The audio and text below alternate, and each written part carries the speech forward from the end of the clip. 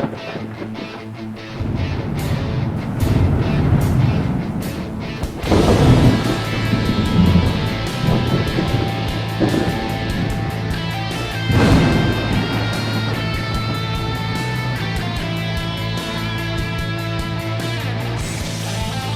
out there. Welcome to the No Shit Cast. I'm your host, Matt Frazier.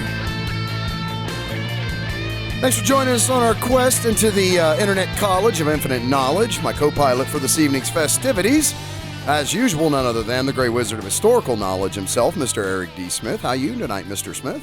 I am doing so well. A little confused, but very well. A little confused? Yeah. Yeah. Why is that? Just life is kind of weird sometimes, you know. It's like that, isn't it? Yeah.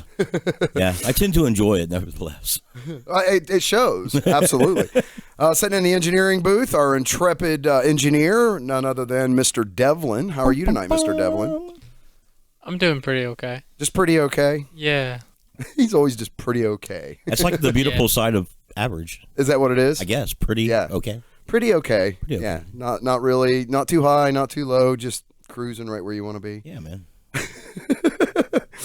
A shout out tonight. I wanted to give a shout out to Dan W. He actually commented on our last podcast video on YouTube, and he's going to be a little out of pocket here. Dan W., thanks for listening, man. I'm glad you're using what data you have to check out the show and stuff. That's really nice of you.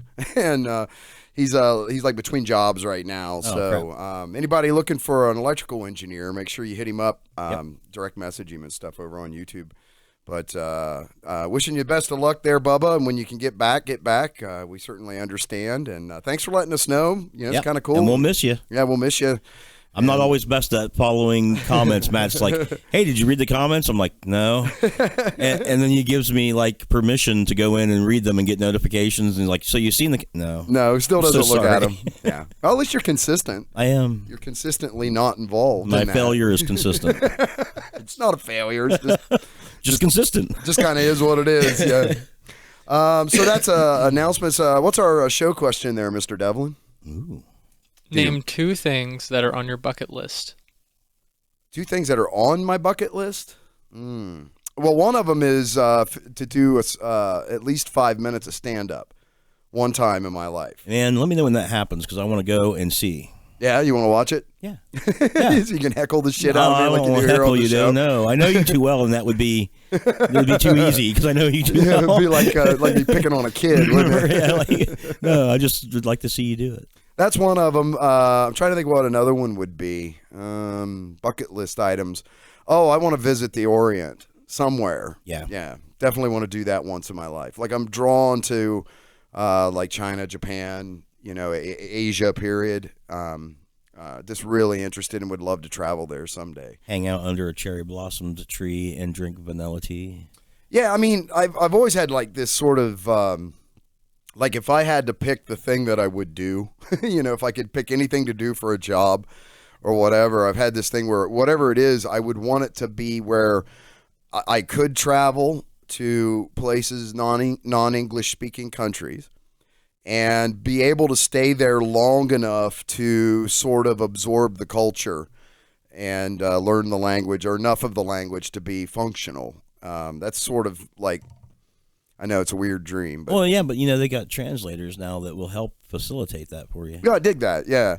But I mean, I want to learn enough about the culture that I become at least functional in the language. That'd be neat. Where's the bathroom? Give me something to eat, those kinds of things. And it comes from like, and I've managed to be able to go to, like, I've been to Mexico, for instance, and done work down there where I was there for an extended period of time. And I got to the point where, although I couldn't speak the language very well, and I still can't, and I wouldn't claim it, but I could at least understand the contexts of conversations that people were having. That's cool. And it was neat. It was like, I don't understand, I can't explain it, but it was like once that, but you got to be there. You got to be around it. I was there for like 14 days or something.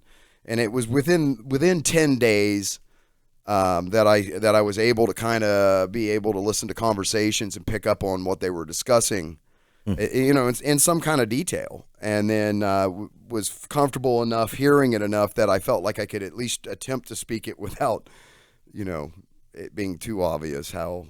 I mean, look at me. I don't look Mexican in any way, so No. it's not like I didn't already stand out. I'm the sunburnt guy. You know? Fuck the sun, you know. Anyway, I'm sorry. What about you? Bucket list. You got a bucket list? Lines and inks on it. Lines and inks? Yeah. What's that mean? You know, like paper, list, lines. Okay. Writing on it, ink. I know. I guess if I don't really have a bucket list, but if I did, what would be on it? I would like to go to the Holy Land at some point and see that. I just found out that that's another big one. Yeah. Kat just returned from. I know. I didn't even know she was going. I mean, how did I miss that? She must have been announcing it on Facebook. She was. She had all kind of pictures because I saw the pictures. Yeah. I didn't even see the pictures. I was just asking her how she was doing, and she's mentioned it. I'm like, really? Yeah. She's like, yeah, man, go look. And I'm like, crap. What have I been doing? I don't know. She's been she's been all over there. It was awesome. Like, pictures of her like with camels and all kinds of things. And I asked her if she's seen Masada and Qumran and stuff. She's like, yeah. I'm like, yep. Yeah, man. Like, man, you get cooler the longer I know you. Yeah, no shit. Like that definitely. I mean, not that she wasn't super cool to begin with, but that one like ratcheted it up like 3 levels for me. He's like, Kat, you are a fucking beast. Go get it, girl. Yeah, but that would be one, I guess. We're talking about Kat Hall. Who's been on the show and a couple times, and as a musician and singer, songwriter stuff. So and apparently world traveler. Yeah, seasoned traveler now. It'd be kind of neat. I suppose for a second thing, I might say go and visit the CERN laboratories. That would be really cool too. Yeah, I'd like to do that. Yours are way more academic than mine were, though, right? I guess maybe if you went over to study martial arts, it would be more academic or something. I don't know. Well, that's another one. Like, you know, if you're going to really press me, because Devlin asked me for the top 2. Yeah. But in the top 5 is go to Brazil and get my ass whooped by the Masters. You know what I mean? Of some sort. Go down there and give that a month and see what happens. Get you some pet bot flies and take them back home with I you. fucking say that. I haven't been to jiu-jitsu in like 2 years now. It's pathetic. They're starting to notice. I know they are. You're getting messages about me coming back to jiu-jitsu. It's funny. Oh, I'm coming. Jesus, we're just waiting on. Now the excuse is we're waiting on Devlin. He's got a job, and as soon as he gets that check, then we're going to go see Professor John Barrows. And we're both going to go back, and it looks like apologies, Kenny, but it does look like it's going to be evening classes, not day classes this time. So that's why Kenny takes day. Yeah, he takes morning classes, which is what I used to do, but it's not going to work out with his schedule that we can get there consistently. I do gotta say though, if you do end up going to Brazil and training or do something, it'll be like training in the hyperbolic time chamber. Why is that? Hyperbolic is a pressure vessel thing, right? Yeah. Okay. So in hyperbole. No, what am I saying? Go ahead. I'm sorry. In Dragon Ball Z, there's a chamber that you can train in, and time is different inside the chamber than it is outside. So a year in the chamber is a day outside. Okay. So you going to go study. Oh, it'd be like a time compressor. You would learn. Yeah.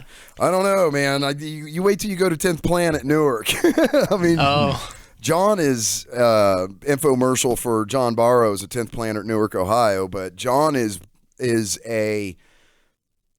like a wizard, man. I mean, he's like you can just when you meet him, you'll understand what I mean. But this is a guy that takes every detail of a problem apart and figures it out. So when he's coaching you in such like these incredible amount of minute details. But this is because this guy has studied each and every aspect of this at such a level. You know, you'll see what I mean. I don't know. I mean, I'm sure it would be. I mean, I wanted to do it more for like nostalgia's sake, like just to say that I've done it. I don't know that the education is that much better. Maybe it is. You know, I think there was definitely a time when that was the case, but I don't know anymore. You know, 10th Planet is a derivative of Gracie Jiu-Jitsu already. Gracie Machado. So it's not even, it's taken it to another level already. You know what I mean? But I've never rolled in the gi. I want to do that. I think that's really necessary to learn both aspects of it. So that would be really cool to do as well. Well, I gotta say, me and Eric can agree that the gi is very comfortable, and you will like it. Yes, it is. Yeah, Dick slinging gi guy again, huh? A woman had her hands down my pants. That's all I can say. That's it. So it wasn't kept very comfortable. No, you didn't dig it? No, I didn't know her. Oh my God. That's how she introduced herself to me. By grabbing your junk? Yeah. What the hell? I was on the phone call too. You were on a phone call, yeah. And some woman at the place came up and just grabbed your through or behind inside me. Of? She came up behind me while I was setting and put her hand down my shirt and into the pants because it was like all like comfortable and loose fitting and stuff, and grabbed me. Now, did you end up marrying this one? No. I have to ask because there's so many of them that you did marry. I'm not being mean. No. Okay, I'm just being honest. You're just trying to keep count. I know. I just didn't understand if it's one of. Yeah, no. I don't know. I never even dated that lady. No. Part of me can't tell if you're joking. Like I really can't tell. No, I'm serious. She did that. She had like really black hair. I think she dyed it. And just some skinny girl, and I worked at Universal Matrix, and everybody up there was of an alternative religion and kind of strange. Anyways, well, yeah, let's talk about what is Universal Matrix. It's like it was a psychic center where I professionally was a psychic for 6 years, and it was an interesting group of people. Right. I think I was one of 2 heterosexual guys that were there.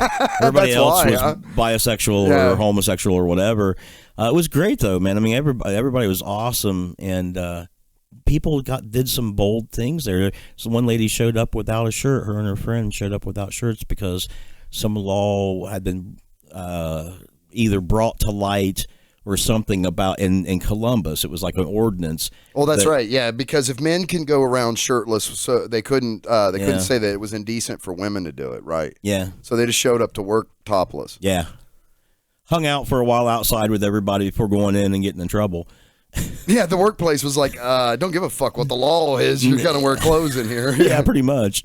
Yeah, there was all kinds of crazy things that would happen there, and there was like a section that was a sex phone part, and at first we were all in together pretty much in one room. So you'd be sitting there doing whatever psychic readings for people, and there'd be people on the other phones like getting moaning and yelling and talking real weird and stuff, and you'd say, okay, and this is what's above you, and you've got the 5 of swords, and the suit of swords represents jobs. The fact that it's inverted, it's kind of oh god what's that? Oh, that's someone getting a reading. That's someone getting a really, really hot reading right now.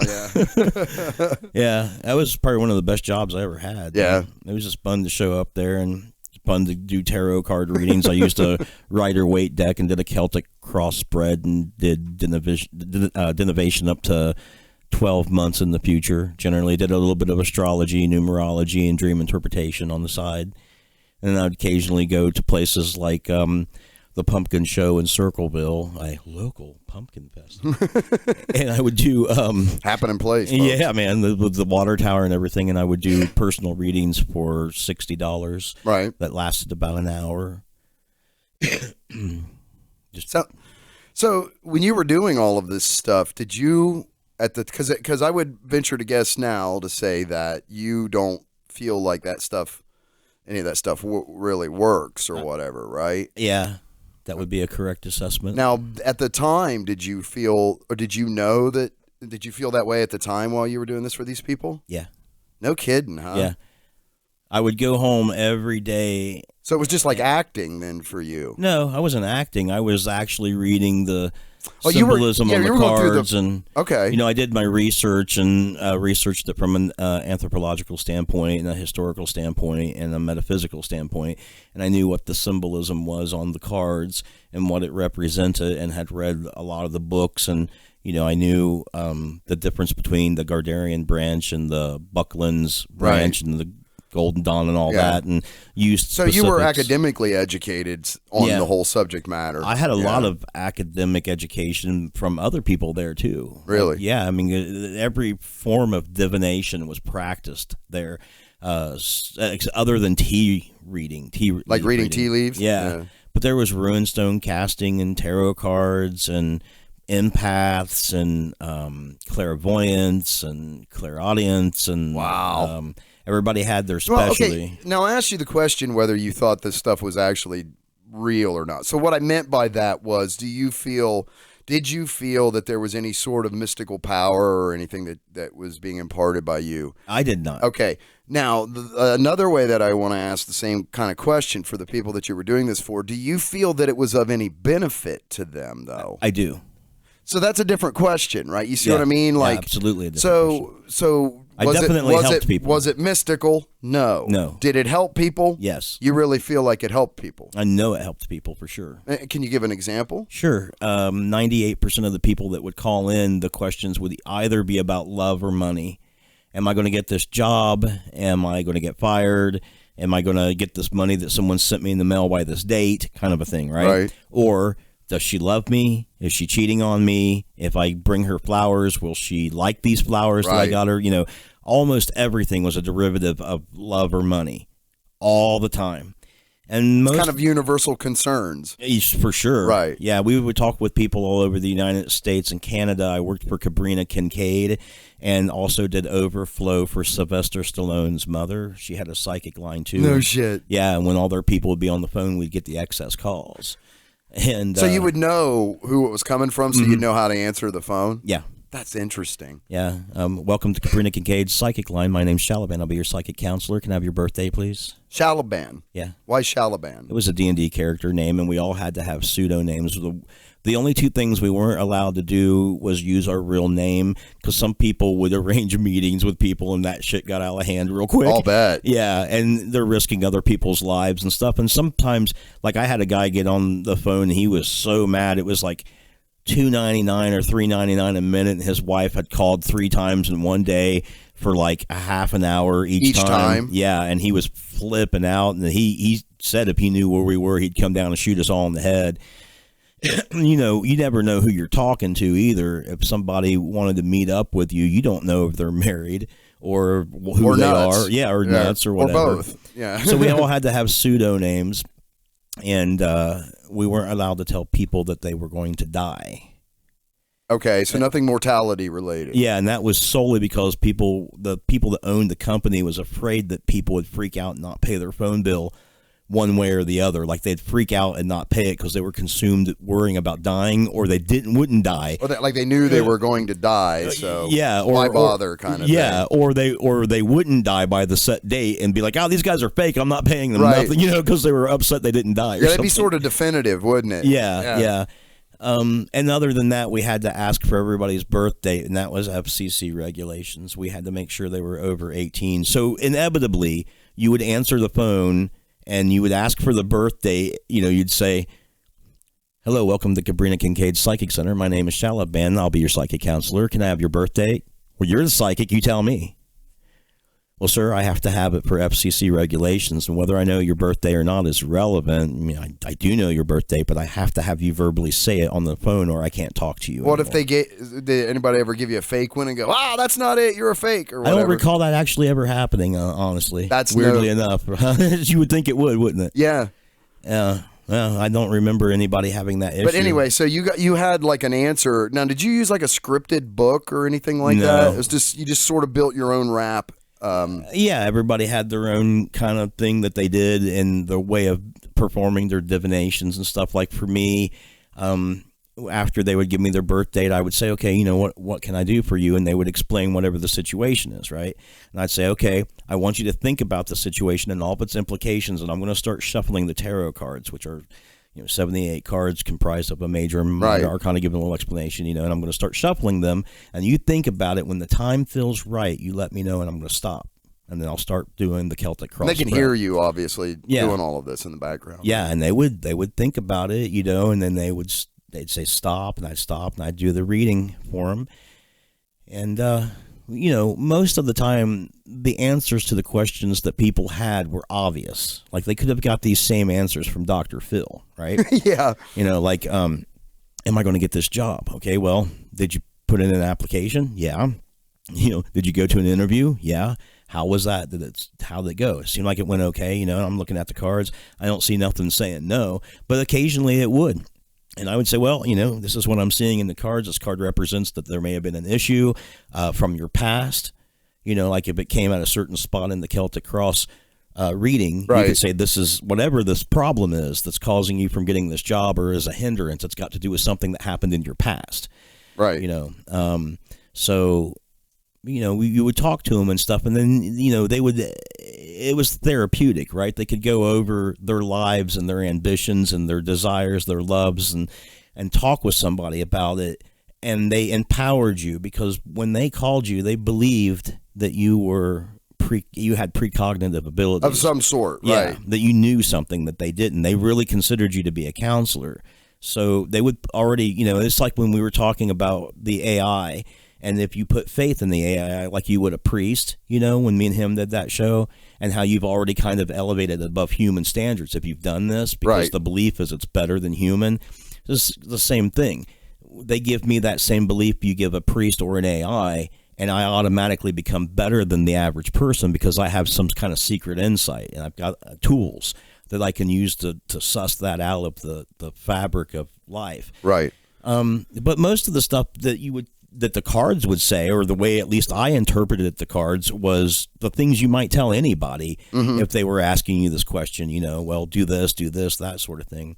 And then there would be occasionally people who would test you in weird ways. Like this one lady called up and she asked about her husband, and she wanted to know when he would come back. And she wouldn't tell me anything else about it. Just, this is my question.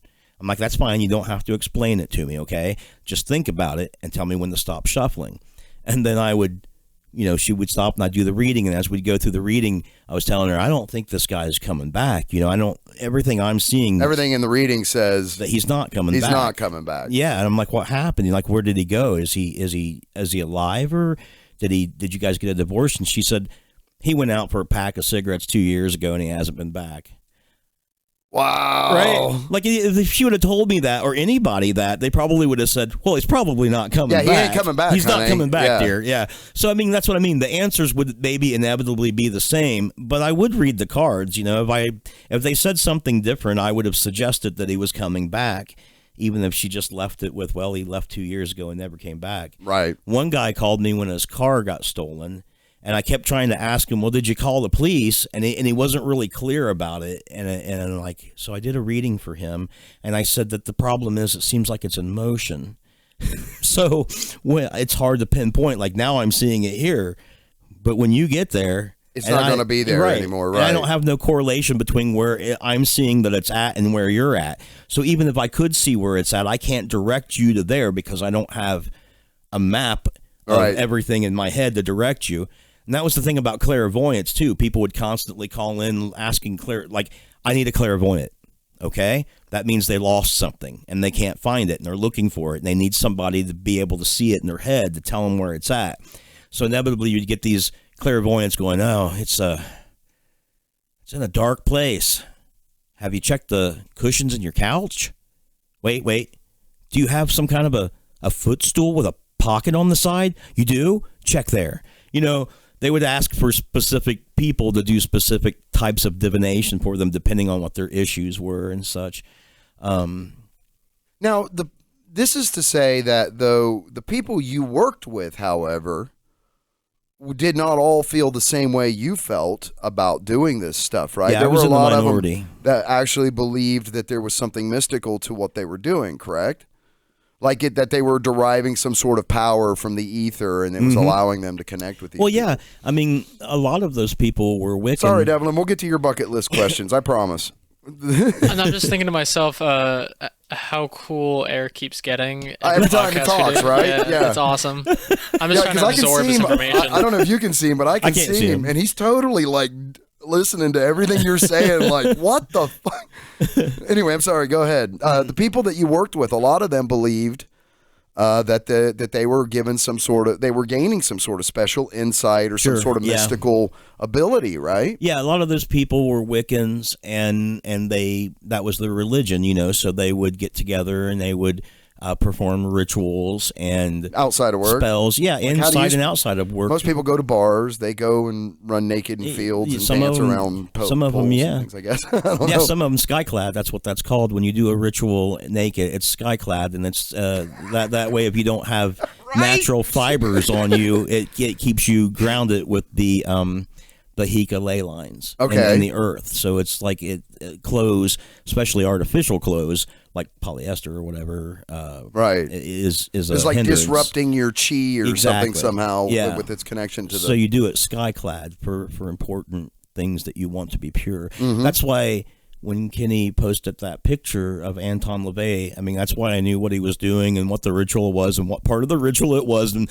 what he was using and the tools, and that was his daughter beside him, because I'd seen that. I've actually designed pinnacle rituals myself for my friends at work and ran a couple of them for them and stuff. Do you think that you're sort of, I guess I'll call it a fascination, but it's more than that, okay, with things like obscure or esoteric religions and cult-like practices is somehow connected to being accused of being a devil worshiper because you played Dungeons and Dragons as a kid? Maybe 15 to 25%. Really? Yeah. It did have so that's significant. I would say that's... It's probably 80% of the reason why I know as much as I do about theology and have that interest. What's ironic to me is that you were being accused, or so you've derived this expertise in things like esoteric religions and ancient religions, and Judaism being one of your favorites, as you say, in the derivatives of Christianity and stuff, but that you don't believe in a God, period.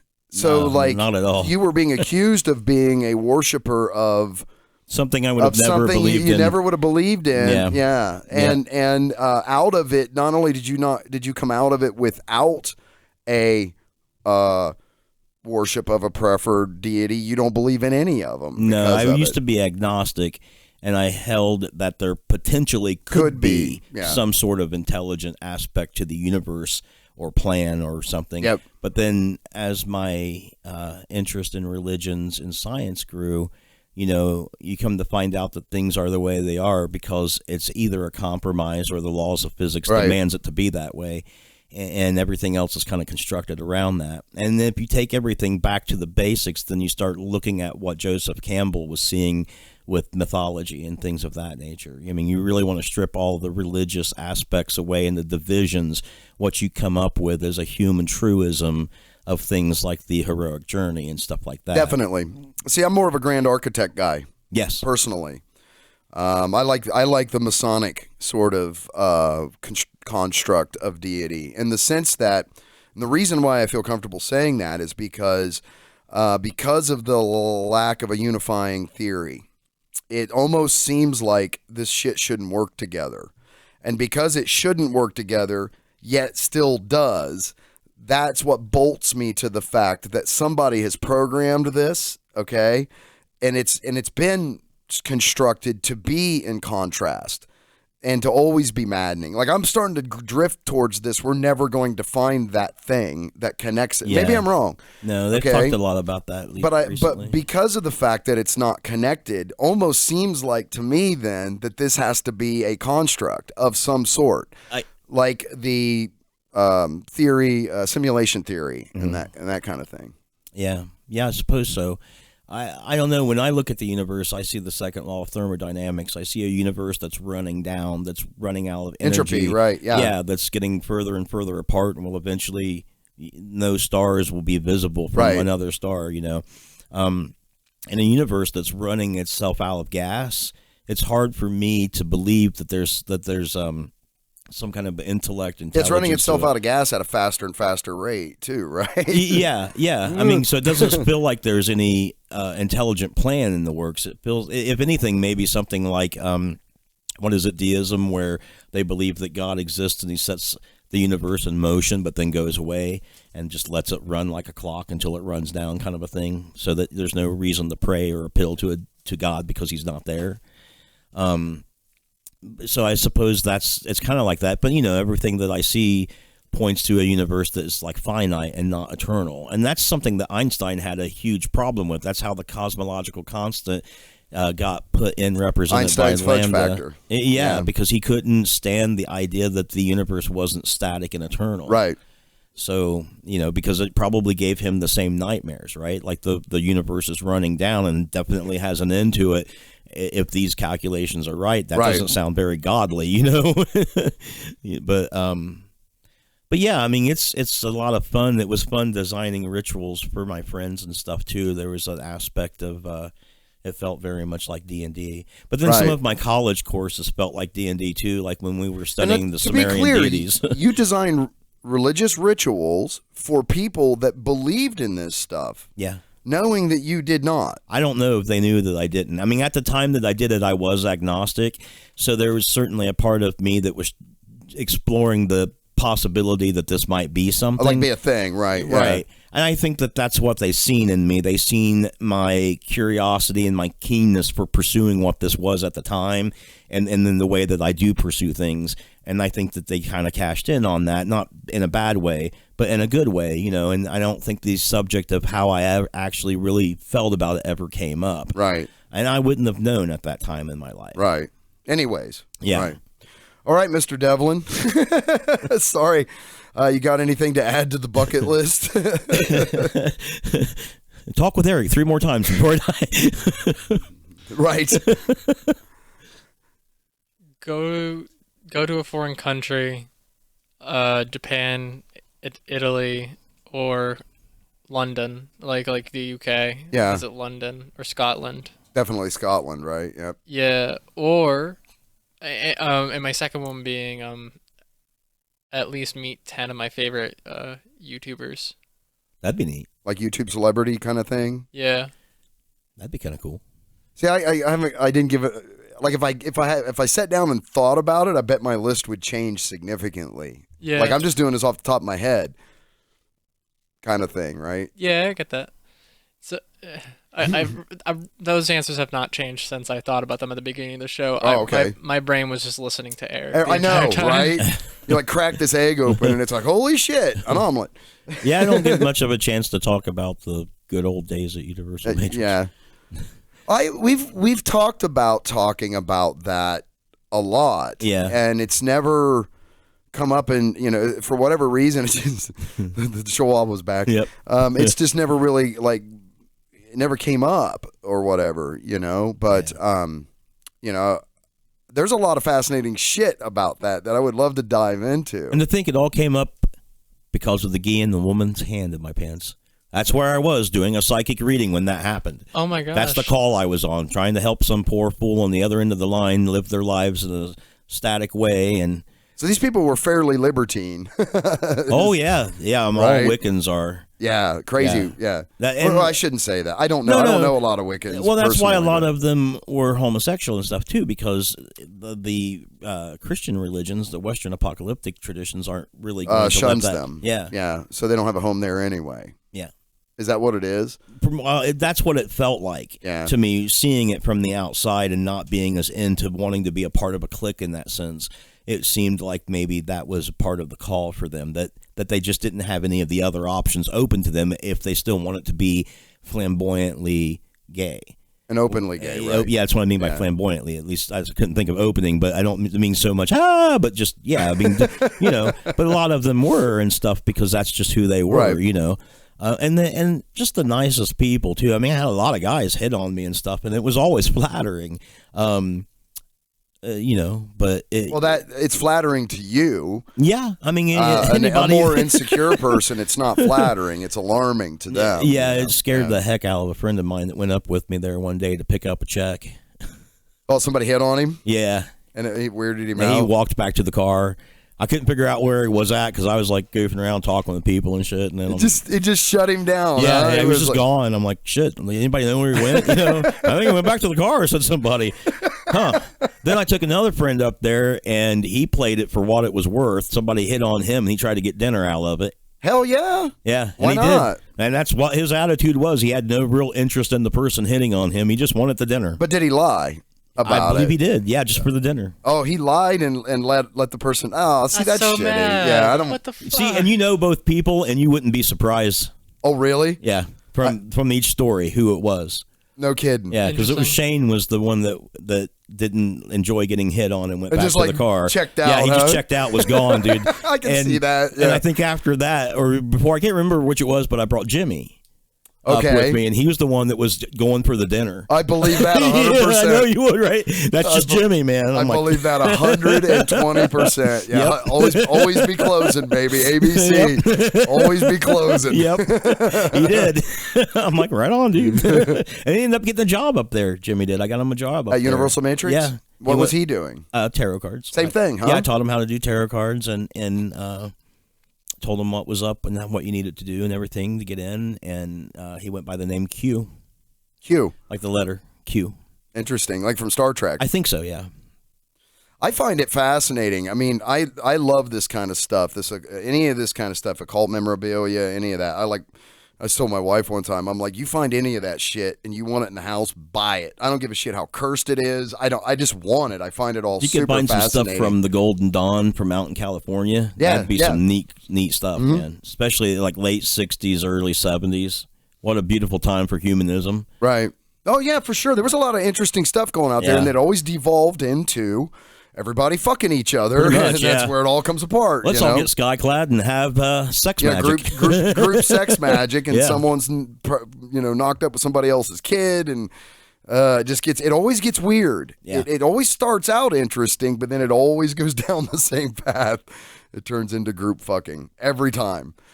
Or suicide, right? Suicide cults, that kind of thing. It seems to go that way a lot too. But like even Jim Jones down in Guyana, I mean, before the mass suicide, he was fucking everybody, right? Yeah. So, well, the cult panic is what preceded the satanic panic that later became the predator panic. Because of it was derived probably from the Manson events and Anton LaVey, the humanism, the Golden Dawn, all that stuff that was going on out west. And the Moonies and stuff were out there coming in and stuff. Fucking loony fuckers, and a lot of that. Yeah, there's still a lot of them around, you know. Yeah.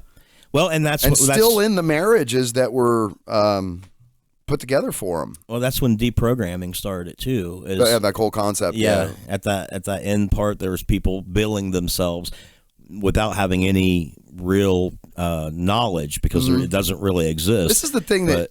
Like, I run into people all the time that think that they're somehow immune to things like propaganda. Like, okay, cults wouldn't exist and be so prolific and so functional if propaganda didn't work so well. And people consider that what he's saying is in light of cults that have this power and snuff themselves out. Yeah. And they still are prolific. Yep. I mean, they will kill themselves. Up to the point of mass suicides.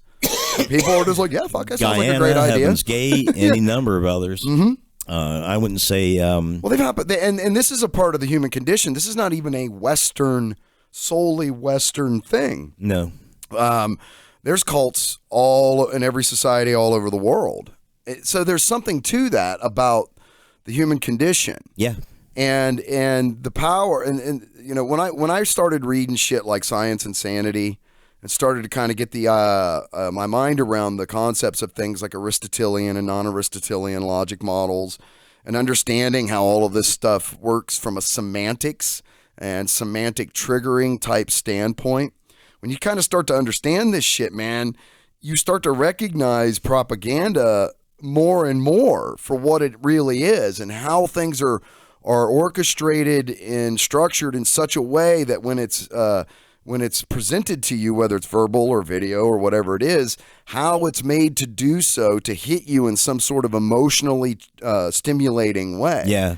And how important that is to getting you to line up with an ideology or line up with an ideal or whatever. You know, it's fascinating. Yeah. And it's everywhere. A lot of people I know that's come to that conclusion, as you have, will completely divorce themselves from TV. Like media. Yeah, like they now, keep see, it away from them. I went completely the opposite direction. Like you embraced it with a better understanding and navigated it, which is why I like you. I like you too. I was telling a good friend I was with last night that she was saying that she believes that manifesting things, if you can hold it in your mind, you can hold it in your hand.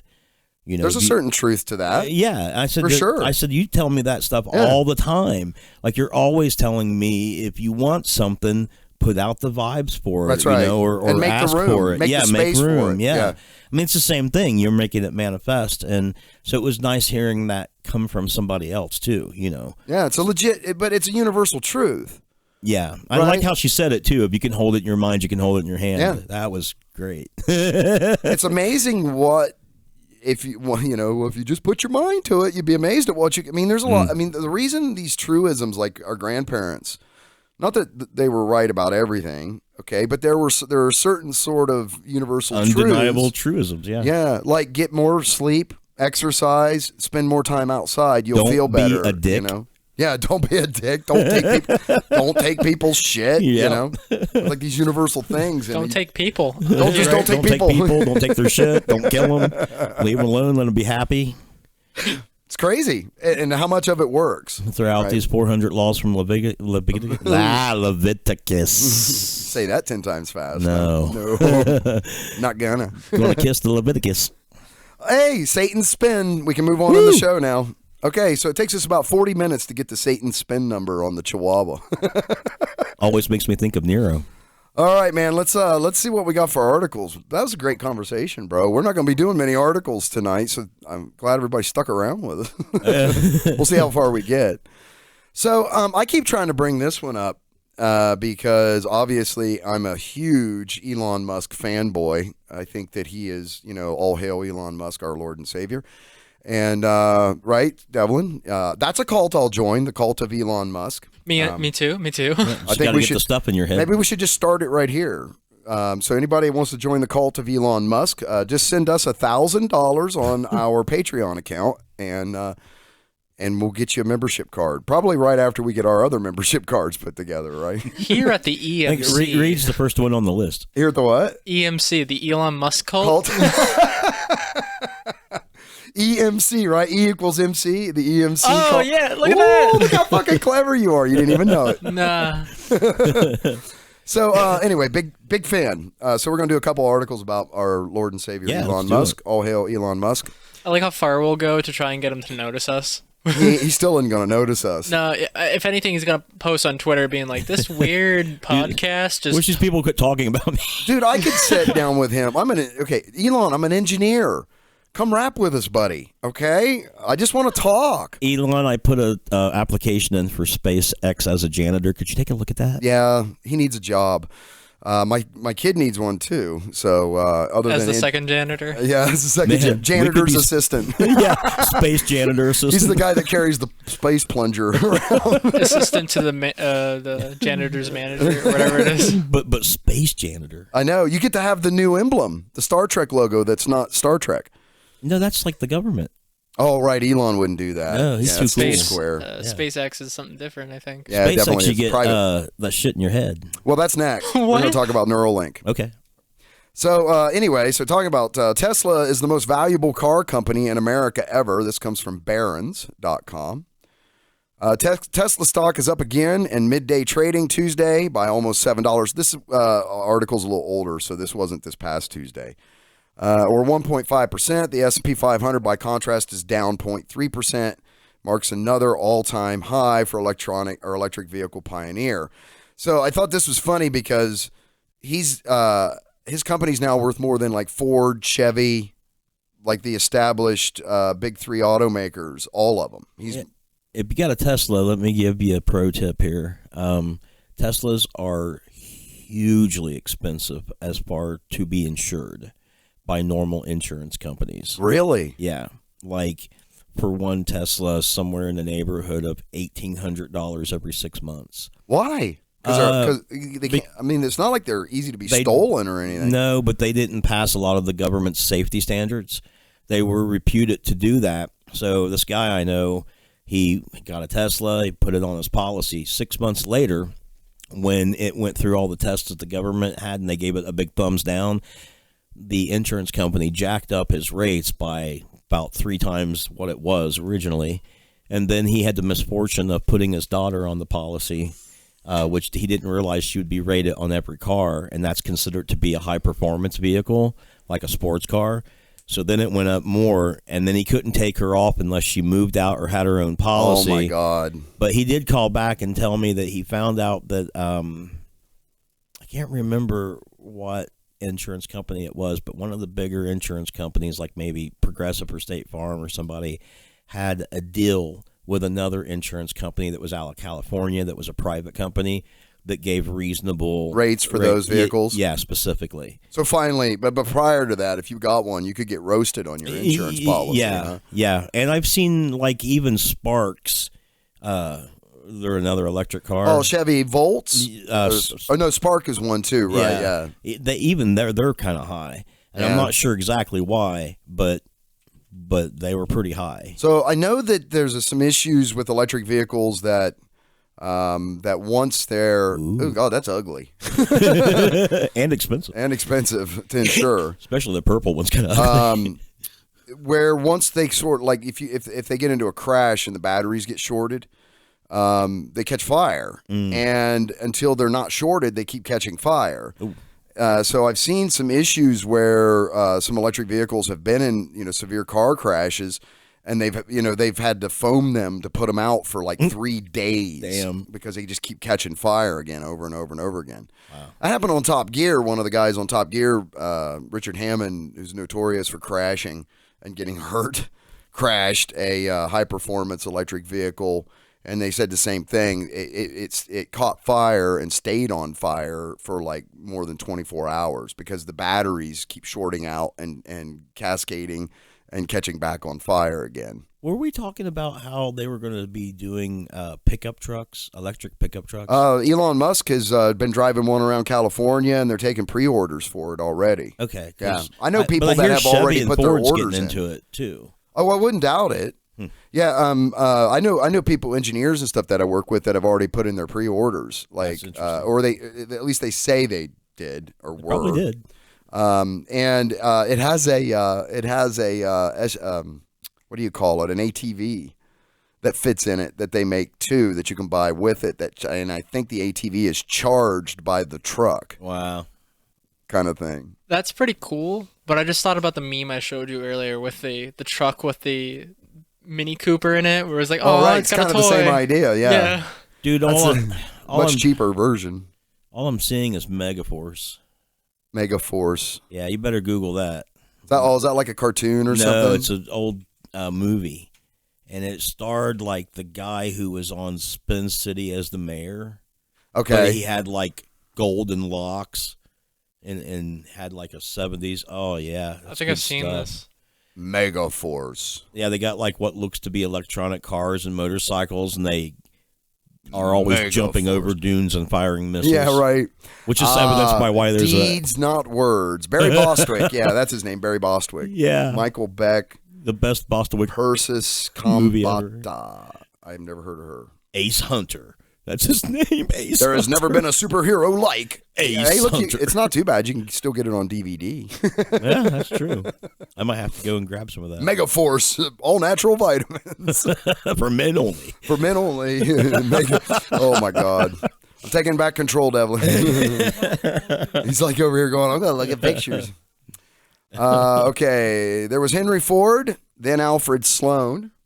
Then Lee Iacocca. Now Elon Musk gets his place on the American automotive Mount Rushmore.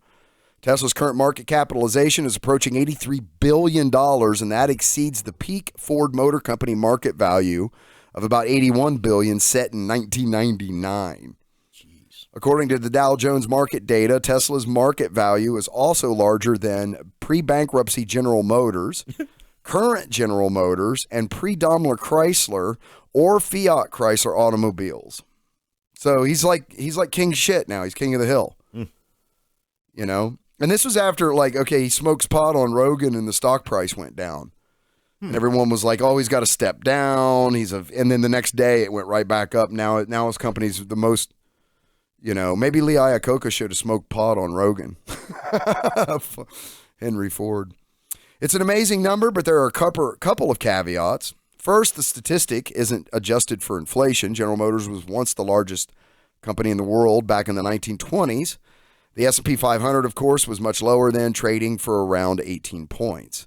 The market is more than 3,200 points now, up more than 177-fold over past century or so. Blah, blah, blah, blah, blah. So I just thought that was interesting that Tesla is now the most valuable car company in America ever. I think it's also the most valuable car company in the world, too. When are they going to come out with their economy model? Well, that exists already, right? Yeah. Yeah, there's the Model X, there's the Model S, and there's the Model E. Okay. And I think the E is the economy. Is the economy model. Yeah, the S is the sports model, and I think the X is like a roadster. I could be wrong about that, but yeah, I think that's it. These looks great. Yeah, $35,000 is like not what you pay for these. They're more than that. It's like the sticker price on a Corvette when you walk into a Chevy dealership. It'll say like whatever, $55,000. You ain't buying it for that. They won't sell it to you for that much. That's the sticker price. It goes up for its resale value kind of thing. Well, you shouldn't buy a Model X. Yeah, people are shitting on it. People don't like it. It sucks. Well, guess what, folks? It's the most valuable car company in America right now. So quit shitting on it. Quit shitting on the Gospel of St. Thomas. That's the closest thing we have in ancient texts to Christ's own words. What you got? You skipped by me reading the title and the. Oh, I did, didn't I? Yeah. Yeah. All right. I'm sorry. Go ahead. Taking my privileges. I'm taking your job. You should complain to the management. Well. Or a foreign country. Okay. Well, that's what everybody says. These foreigners are taking our jobs. Oh, yeah, right. So complain to a foreign country. I'm sorry. Go ahead, Devlin. I'm sorry. So this comes from futurism. Elon Musk says upcoming version of Neuralink is awesome. Awesome. He does. Fixing Eric's mic. It's driving me nuts. It's all sloppy. Okay, Elon Musk teased on Twitter this weekend that his secretive brain-computer interface startup Neuralink is working on an awesome new version of the company's signature device. In July last year, Neuralink showed off plans to connect the human brain to machines by shooting holes in the skull with lasers and feeding flexible threads of electrodes into the brain. How else? Look, Dahmer tried that. He was just way ahead of his time. We said serial killer. He just didn't have the technology, but visionary, yes. Jeffrey Dahmer's a visionary. We're making a T-shirt. We're going to hell. What's that? That's a T-shirt. Jeffrey Dahmer was a visionary. That'd be a terrible T-shirt. Neuralink.com. Jeffrey Dahmer was a visionary. In a tweet, Musk claimed that Neuralink may have its updated version, quote, in a human as soon as this year. He said, quote, it just needs to be unequivocally better than Utah Array. I don't know what that means. Which is an existing neural interface designed to record neural activity in the brain. Now I know what that means. Musk pointed out that such an array has some severe drawbacks and claimed that it looks like a medieval torture device. That's great. Only he could say that with any legitimacy at all. Perhaps referring to its spiky nature and the way it's inserted into the brain via a pneumatic inserter. Good Lord. That's like some X-Men level shit. Right? We used to call that torture. Yeah. Musk bragged in a November podcast appearance that future versions of Neuralink might also be able to, quote, solve autism and schizophrenia by reinstating lost portions of the brain and making them function again. I mean, what do you got to lose? Yeah, not at that point. Right? I'm sorry, I'm kidding. Well, we have yet to see what Neuralink's updated version or vision looks like, or if the concept even works at all, but Musk is optimistic. He says, quote, don't want to get too excited, but the potential is truly transformational for restoring brain and motor functions, Musk wrote in a tweet on Monday. Who's Musk? Musk, that's his wife. So I heard him talking about this over a year ago on the Joe Rogan Experience, and he was talking like it was going to be available like super soon.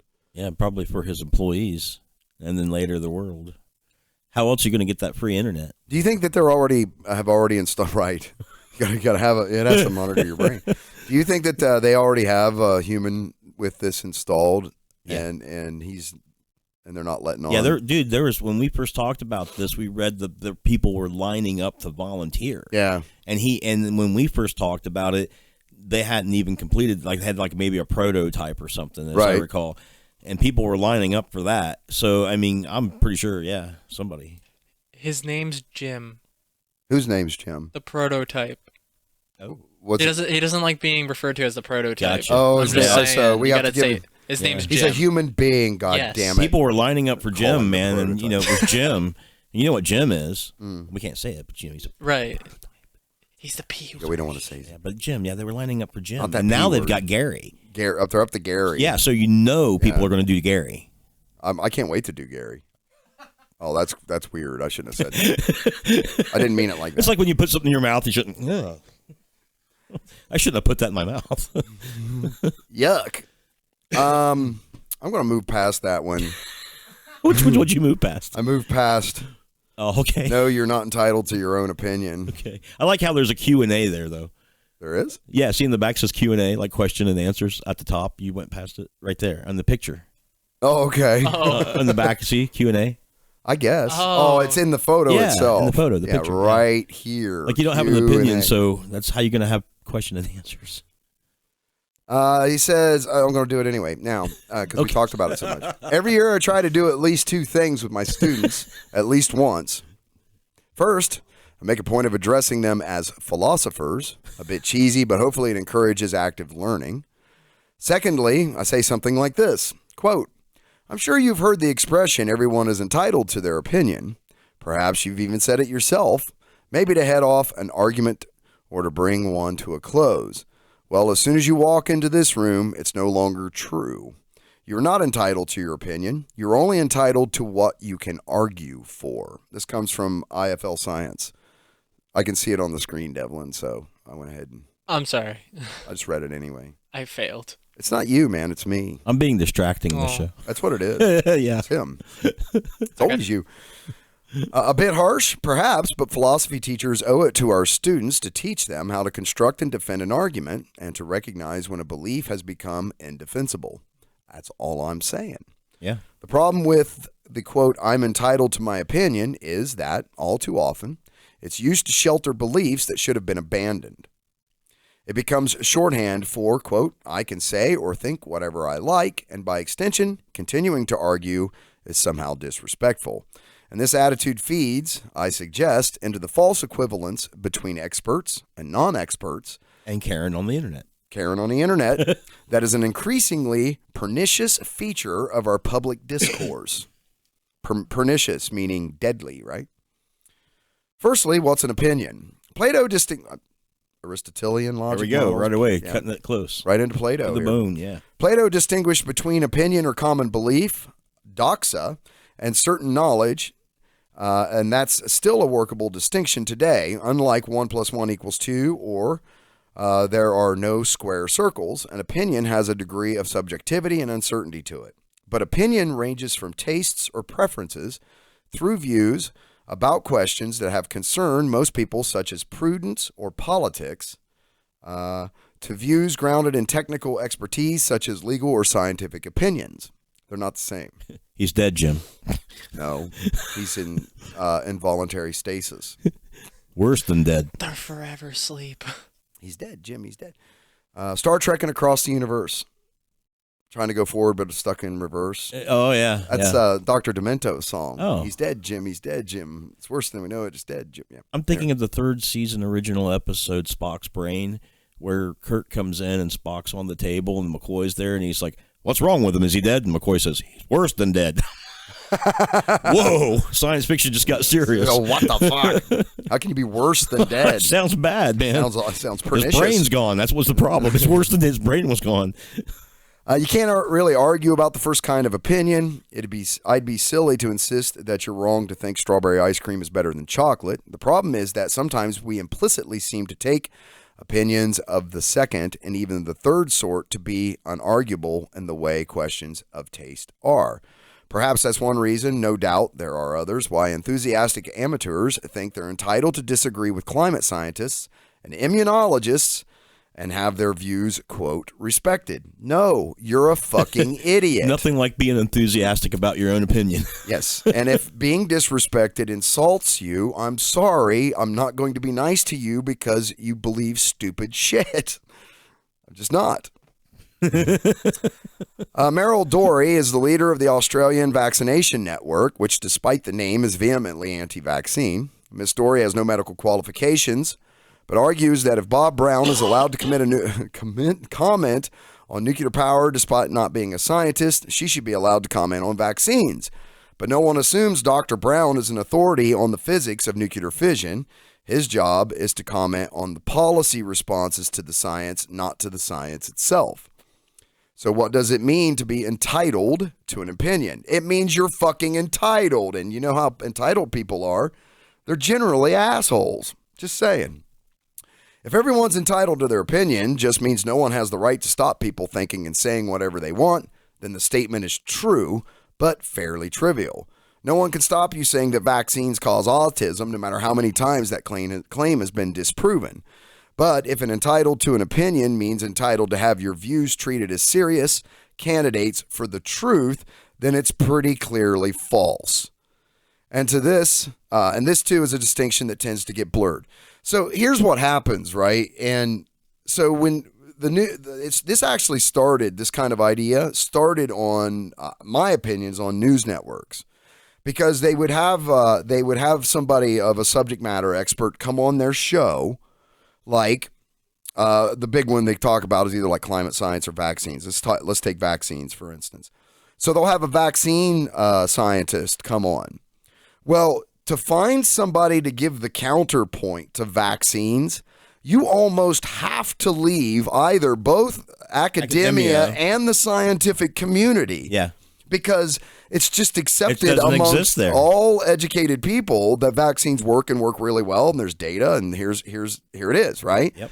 Okay, so they have to go to get the counterpoint because they want to seem like they're being fair and showing opposition. They're putting fucking idiots. So because nobody else in their right mind would go and say, yeah, these don't work, right? Well, so they're getting equal stand. It looks like they're on an equal platform. Yeah. When really they're not.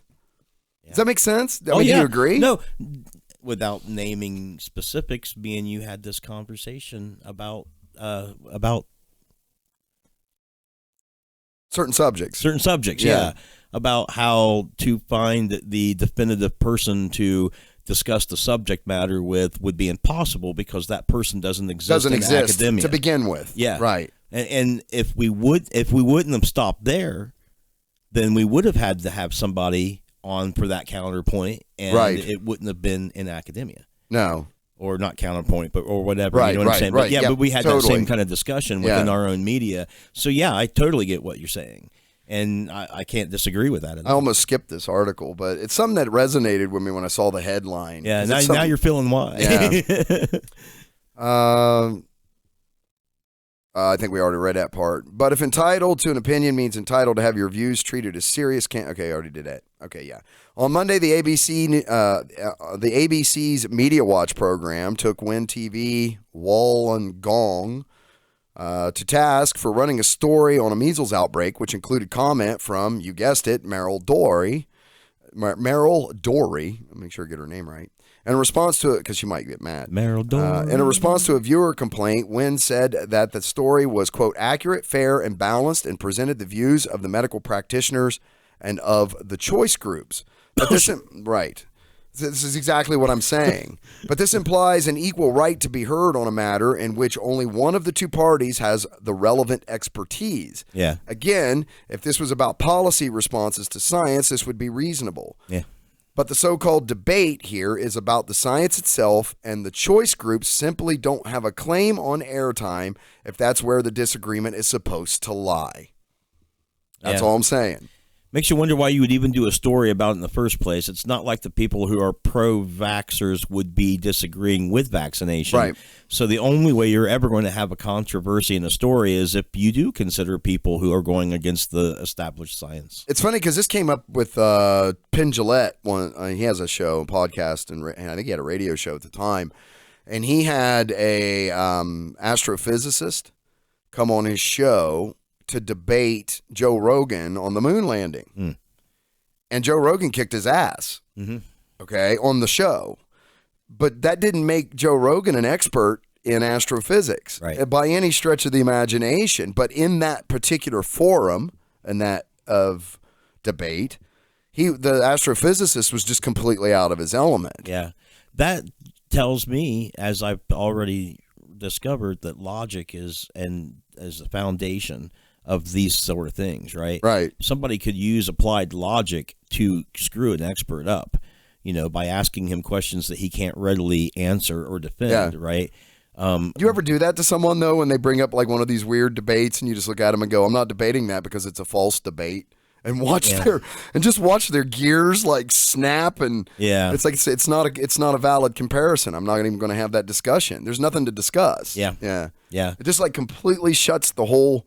They either think you're an asshole or it just confuses them because they can talk to anybody else and get the discussion. Yeah, they can give their opinion and receive an opinion. Yeah. But if you're unwilling to engage in opinionated discussion on a topic that you care about or that's too weighty to be that, then you just exit out of it and just punch out. Like don't even engage in it because all it does is feeds that feedback loop. Yeah. But you can though. You can tie somebody up with logic regardless of the facts that they have going down certain paths. Well, we talked about that was who they execute for that. Socrates. Socrates. Yeah. They executed him because he would talk people in circles and logic circles to the point where it just piss them off. And he would pick a topic with people that he felt that person knew was an authority on that topic, and then just debate them to death. And just kind of tear it apart. And they would break it down to semantics too, which made it always makes people mad. Right. Like one day, me and Matt was engaging in a political conversation, and I was being as much of a dick as I could possibly think to be. And every answer, there was just a contrary, opposite answer. And I'm not really good at that. And at some point, he looks over at me and says, "Are you being facetious?" I'm like, "Yeah, man, I can hardly keep a straight face." We had a good laugh, and that was like, "Wait, are you just being facetious?" And you're like, "Yeah, I am." Yeah. I wasn't going to go much further. It was kind of funny. Like, what the fuck, dude? You don't even care about this stuff. What are you doing? Just logically trying to construct something opposite from anything you said, and see how frustrating it is because you're choosing to engage in that conversation because you know a little something about it. So just having someone be difficult with the material for the sake of being difficult, is frustrating, and it's hard to pinpoint what's going on with that person. You don't feel that you've really made a point because they've changed everything from an angle, everything you've said. Right. So, yeah. And if you do it too much, you just like Matt, you catch on real quick and be like, wait a minute, he's fucking with me. Well, it's its own form of trolling. Yes. It for sure is. Yeah. Oh, and can I say this too about trolling? Man, people quit talking about trolls like the mythological creature, okay? It's not that kind of troll. It's not about. It's trolling. Yeah, it's trolling. Yeah, like it's a not the trolling thing under motor. the bridge waiting to where Billy you got Goat's the bait, gruff. and it's like, come on out, come on out, take the bait. It's a fishing terminology, not a mythological creature. Yeah, that's why people don't. That's why it doesn't connect. Yeah, and I don't know. I think it may be just the people that I know because they're all fantasy buffs, like on Facebook, and I can't tell if they are being facetious in that sense. And saying that it's a troll, but making kind of like a funny, or if they just don't have no idea, and that's where they first went to. Is that the way you understood that term? Was it trolling, like dragging people with a piece of bait, or did you understand it as trolling, like? It's pronounced trolling. And so you thought it was like a troll under a bridge? No. No, you thought. So if you're trolling somebody, it's the action. But if I think because a trolley, trawling, isn't it spelled the same? Like a trolley car is a car that's dragged by another car, which is dragged trolling, by something. I think is spelled a little different. Is it spelled different? But many people say trolling when they're saying it. I'm an engineer, so I can't spell for shit. So I could be completely wrong about this for sure. When I was younger, my dad was a competition bass fisher, and I went with him many a times to go fishing, right? And he would put in the trolling motor, which is a little motor that goes just really slowly slow, moves you, and you go by the bank, and there's fish that's hiding underneath the bank edge, away from the sunlight, right? They're all in there hiding, and you're dragging some bait, and you're trying to encourage them to come out of their hiding place and take the bait. like when you put something on Facebook, you know is going to cause controversy. You're trolling. Yeah, you're trolling just like you would be in fishing. You're trying to get the people to come out and take that bait and say something and expose themselves so that you can be a dick to them or capture them. You know, right? I used to do it. Yeah, I used to do it a lot. Go ahead. So they're both the same word. Troll, like under the bridge troll. Right, they're spelled the same. No, I'm reading the wiki right now. Okay, go ahead. Yeah, on it says that they're both essentially the same, and whoever used it probably had like some correlation between a troll and an internet troll. Okay. For some reason, but I can't find anywhere on. See, I always thought it says in modern English usage, trolling may describe the fishing technique of slowly dragging a lure or baited hook from a moving boat. It's weird because both equally apply. From what Devlin's saying is that it's an internet troll, someone that's like waiting to jump on you every time you come on the internet. That's probably. And then also the concept of trolling, putting information out to get people to respond is also like appropriate here too. Because like one of my friends put on something like acquitted, that's crazy or something like that, but I know him to be an avid Trump supporter. So he was trolling for someone to come in and say, "Oh yeah, man, you're right," and then that way you can. He was going to pounce on them or whatever, presumably, or make them look silly, or maybe just expose them, or maybe he had a change of heart. I don't know. Who knows? I put a meme up that was from the Road Warrior, where bait. That's bait. Yeah, yep, not falling for it. I have actively removed everything of political significance from all my social media. I don't see any of it anymore, and I've taken to the point where with people, I've said openly that if anybody if anybody on my friends list shares anything that's of a completely false, inflammatory, or racist, or mean or hateful nature, that I just unfriend them. No comment, no, hey, I'm unfriending you, no nothing. Just bye, click, I turn you off like a light switch. And I've had to do that for, believe it or not, which is really shocking, for about 15 people. And since I've done, and out of a friends list of hundreds, and since I've removed these 15 people, I never see anything anymore. Yeah. Well. At all.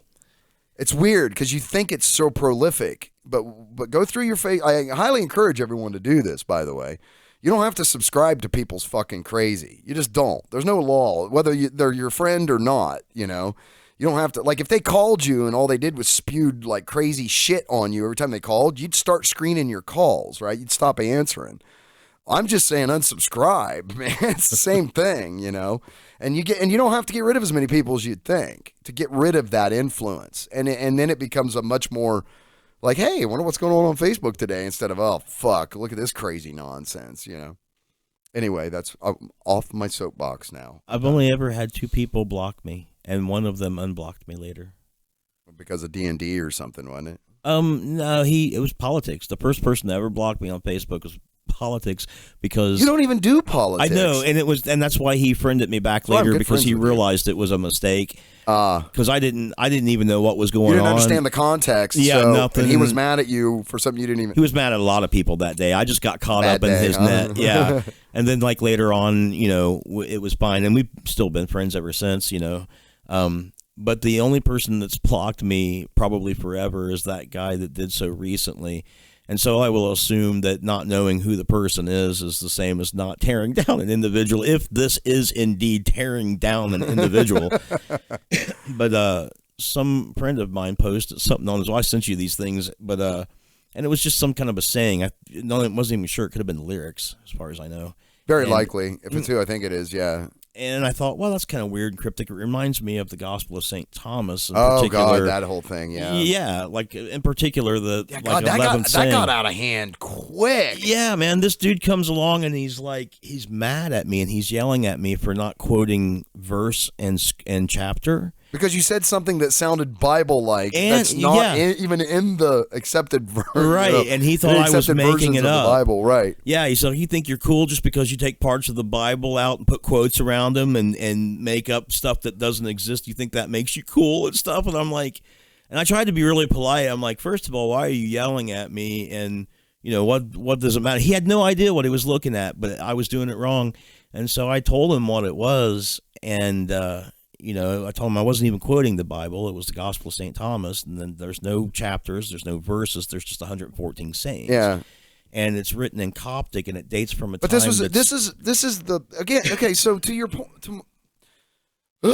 this is the point, right? So here's someone that's sitting there waiting to be emotionally triggered by something religious that they don't even know what it is. That person doesn't even realize how manipulatable they are. True. Because once you understand that which so emotionally triggers, to use the youngins term, right? That so emotionally triggers an individual, you then know how to control that individual. End of story. So so getting away from that is so good for you as an individual, to stop being so overwhelmingly controlled by those kinds of emotional responses, for the very sake that if you are that person, you are easily manipulatable. You're easily manipulated. You're easily controlled. You want to leave this shit behind and stop getting so. If you get upset about shit constantly, once I figure out what those things are, I got your number, man. And the thing is, he didn't block me because I wasn't angry with him. I didn't call him any names, and all I did was explain what it was in the context within which I did it. Which did he eventually cool off? No, dude, he totally went the other way. Yeah. And like my friend Richard was on there too, and like after I explained it all to him, he's like, "Do you feel owned? It feels like you've been owned." And I don't know if it was because of that, but he blocked me and Richard both. But I think what it was is he just got schooled on something that he thought he knew a lot about, and he really didn't, and realized how much he really didn't know. And once I told him that and who I was and why I knew that, he just blocked me. I think it was it was like shut down. So I didn't even do what he accused me of doing. Right. Like, I didn't make it up. It really exists. It's a primary theological source for Gnostic Gospels, and I didn't make it up. And there was no way I could have quoted chapter and verse because it's not laid out like that. So I didn't even do what he did. And me just telling him that and the way I did, I guess it was enough for him to be like, "Well, I don't want to be friends with you ever." There was one of the friends that I unfriended and removed messaged me after like months later. They realized it. And they're like, "Hey, did you unfriend me?" I'm like, "Yep." And they're like, what did you, and I couldn't even remember at the time. They're like, "What did you unfriend me for?" And I said, "Probably because you put up some stupid propagandist bullshit inflammatory thing." And I said that if you do that, I've made the announcements on social media. I said, I'm just unfriending you. Like, it's not personal, it's not anything. I'm just unsubscribing from your crazy. That's all I'm doing. And so I told him that, and that was the reason why. And he was like really upset. He was like, "Well, that's really close-minded of you. This is how societies, what do you say? They devolve into sectarian cult or clubs." And it's like, no, man, I'm not devolving into, if I'm devolving into the sectarian club, this is the club I'm devolving into.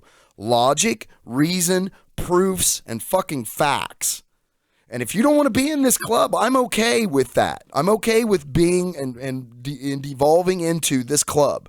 Because this club fucking wins every single time because it's based on logic, reason, and facts. Yep. That's why. Fucking, that just reminds me. I'm okay with that. If you want to live in the world of crazy and emotionalism and all that kind of stuff, have a ball. Well, so many people do. I'm not going to come on that ride with you, and I'm not going to subscribe to it. So many people are already kind of geared up for that with religion. They already kind of live in that world. Sure. Yeah. Yeah. Talking about like frames of reference and stuff. Ugh. Psychologically speaking, frames of reference. What you got? Welcome to the No Shit Cast therapy session. Oh, it's not good, is it? You guys are sharing and opening with your being, you're talking. Opinionated, yeah. Yes. We'll be canceled soon. How can we be canceled? People won't like our opinions.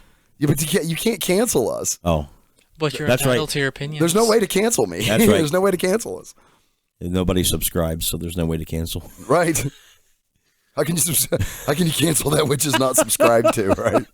That's not true, man. We do pretty good for a fledgling podcast that's produced out of my basement, we do all right. Like people interact with us and shit, you know. And I'm happy for that. Good stuff. All right, Devlin, I'll leave the fucking therapy session. Okay, we'll quit the bitch. What's session. the next article? We're done with that. That got so. Speaking of getting triggered, we got triggered from the. I know. Yeah, we got triggered from the from that article. Yeah. All right, let's. We got about an hour and 20 minutes. We'll wrap up on this last one here. Then does that sound like a plan, guys? You got anything you needed? You wanted to? I mean, we sort of went deep in the weeds on the whole working at was it Universal Matrix and that kind of thing today. Oh, was it first? Yeah. Kind of cool, huh? Yep. All started with that girl in her hand. And your gi pants. Yeah.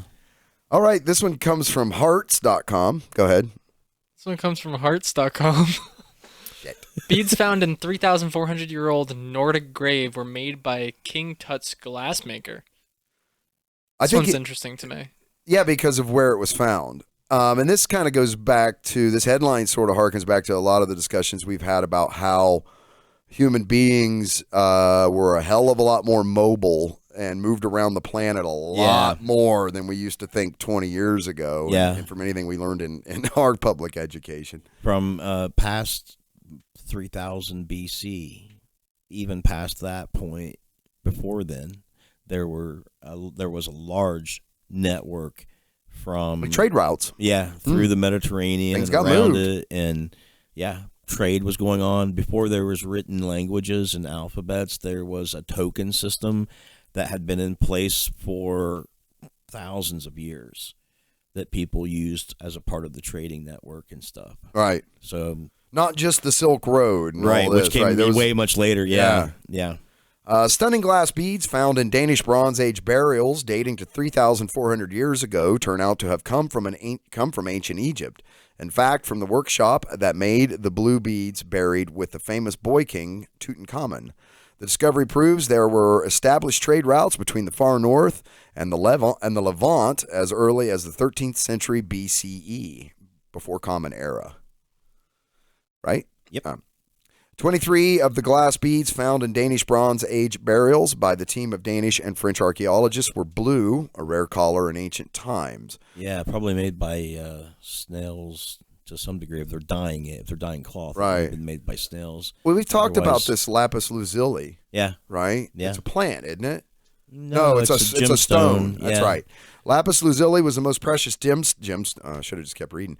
And the Nordic Late Bronze Age, blue glass was the next best thing. Jeanette Varberg, who is associated with the research, told Hearts. In the north, it must have been almost magic, a piece of heaven. Lapis lazuli is a deep blue semi-precious gemstone. The blue beads aren't the only evidence of trade between ancient Denmark and the region. Altogether, 271 glass beads have been found at 51 burial sites in Denmark, the majority of which originated from Nippur, Mesopotamia, about 50 kilometers southeast of today's Baghdad in Iraq. One of the blue beads was found with a Bronze Age woman buried in Olby, Denmark, in a hollowed oak coffin, wearing a sun disk, a smart string skirt decorated. I wonder why the strings are smart. A smart string skirt decorated with tinkling. Okay. Small bronze tubes, a decoration on the cords placed at the front of the skirt, and an overarm bracelet made from amber beads. She had evidently been quite well-to-do. Sounds like it. She had accumulated a lot of shit. She probably paid a pretty price for that. Oh, the picture's kind of cool. Yeah. Here's where the beads were found. Beads. Another blue bead was found in a necklace together with 4 pieces of amber in the burial of another woman. The 23 glass beads were analyzed using plasma spectrometry, a technique that enables comparison of trace elements in the beads without destroying them. The analysis showed that the blue beads buried with the woman turned out to have originated from the same glass workshop in Amarna that adorned King Tutankhamun at his funeral in 1323 BCE.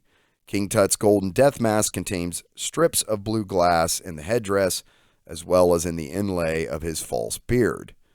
Glass beads were the luxury adornment of ancient Egypt. They were not especially prevalent except in the graves of the elite, where the selection was choice but limited in quantity.